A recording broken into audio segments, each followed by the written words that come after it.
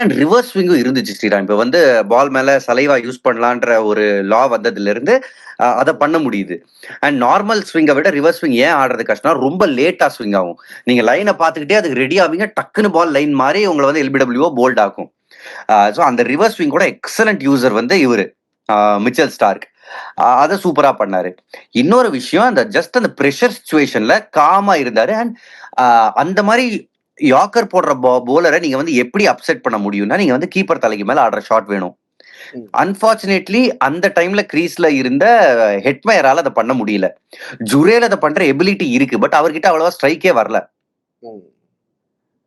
ஹெட்மயர்னால தான் இந்த மேட்ச் வந்து போச்சுன்னு நெனைக்கிறேன். ஏன்னா, அவர் ரொம்ப லேட்டா வந்தாரு பேட்டிங்க்கு. அவர் வரப்ப 28 ரன் 14 பால்லயே சம்திங் லைக் தட் அந்த மாரி ஈக்குவேஷன் இருந்துச்சு.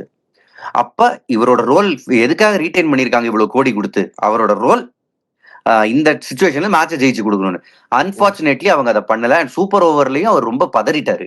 இல்ல அந்த 20த் ஓவர் தான் ரொம்ப முக்கியம் நினைக்கிறேன். 3 ஓவர் போட்டாரு. 18த் ஓவர் அப்புறம் 20த் ஓவர் சூப்பர் ஓவர்ல போட்டாரு. இந்த 20த் ஓவர் தான் வந்து 9 ரன் தான் அடிக்கணும் ராஜஸ்தான். ஆனா அத டிஃபெண்ட் பண்ணாரு. கரெக்ட்டா வந்து மேட்ச் டைக்கு போறதுக்கு வந்து உதவி பண்ணாரு. சோ ஒரு பவுண்டரி கூட குடுக்கல. ஒரு எக்ஸ்ட்ரா கூட குடுக்கல. அதான் மேட்ரு. ஏன்னா நம்ம நெறைய டெத் ஓவர்ல பார்க்குறோம். நெறைய பேர் எக்ஸ்ட்ராஸ் நெறைய குடுக்குறாங்க பவுலர்ஸ். ஒரு எக்ஸ்ட்ரா கூட குடுக்கல. ஒரு ஒயிட் கூட போகல. அது ரொம்ப பெரிய ஆச்சரியமான விஷயம் இல்ல. இந்த மேட்ச்ல கூட நீங்க பாத்தீங்கன்னா, அவங்க போட்ட ஓவரு. சந்தீப் சர்மா 20வது ஓவர் வீசினாரு. 19 ரன் போச்சு அதுல. அதுல கிட்டத்தட்ட ஒரு 4, 5 வைட் இருந்துச்சு.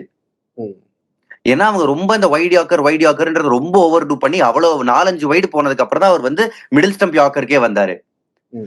நெறைய விஷயங்கள் இந்த மாதிரி மேட்ச்ல இம்பார்ட்டன்டா இருக்கும் ஸ்ரீராம்.